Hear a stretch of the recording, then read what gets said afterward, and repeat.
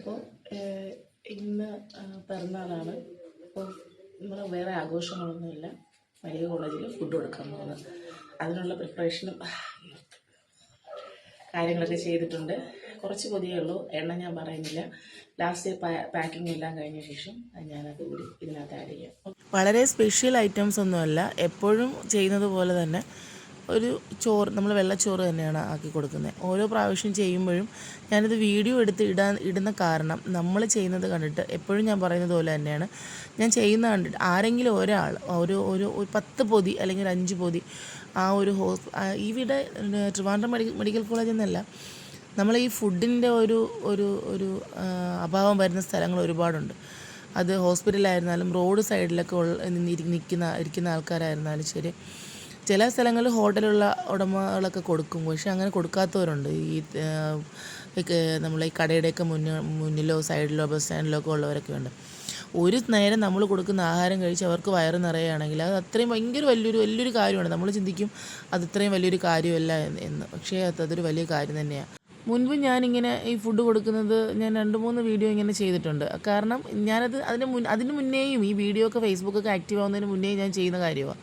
കൂടുതൽ എനിക്കിപ്പോൾ ഇഷ്ടമുള്ളതെന്ന് പറഞ്ഞാൽ, എൻ്റെ ഉപ്പ ഹോസ്പിറ്റലിൽ അഡ്മിറ്റായ ടൈമിൽ ഉമ്മ ഇവിടുന്ന് ഫുഡ് വാങ്ങിച്ച് ഇവരുടെ കയ്യിൽ നിന്ന് വാങ്ങിച്ച് കഴിച്ചിട്ടുണ്ടെന്ന് പറഞ്ഞാൽ ആ ടൈമിൽ ഉമ്മ പറയും അത് ഒരു അനുഭവം തന്നെയാണ്. എല്ലാം ഓടി തളർന്ന് വന്ന് അത് മേടിക്കുന്ന ഒരു അനുഭവം. എല്ലാം നമ്മൾ പെർഫെക്റ്റ് ആക്കിയിട്ട് എല്ലാം തികഞ്ഞതിന് ശേഷം ചെയ്യാമെന്ന് വിചാരിച്ച് നമുക്ക് നടക്കുന്ന ഒരു കാര്യമല്ല.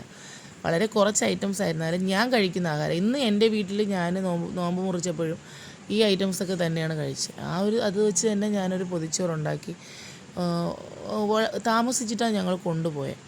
താമസിച്ചിട്ടെന്ന് പറഞ്ഞാൽ 3-3:30 മണിയായി. കാരണം ആ ടൈം നോക്കി അവിടെ എത്തുന്ന രീതിയിലാണ് ഞങ്ങൾ കൊണ്ടുപോകുന്നത്.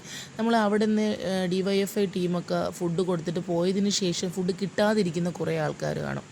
അവർക്ക് ഫുഡ് വരുന്നത് അവർക്ക് നല്ല 6 മണിയൊക്കെ ആവും അവർക്ക് ആഹാരം വരാനായിട്ട്.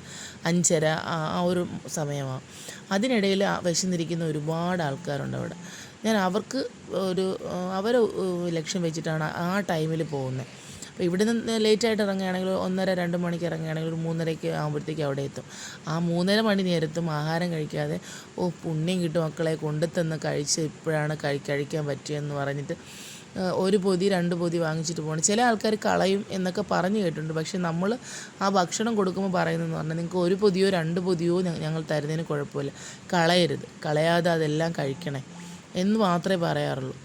ഇന്നത്തെ ഈ ദിവസം ഞാൻ വിചാരിച്ചതിലും ഭംഗിയാക്കി എൻ്റെ പടച്ചോൻ പൂർത്തീകരിച്ച് തന്നായിരുന്നു.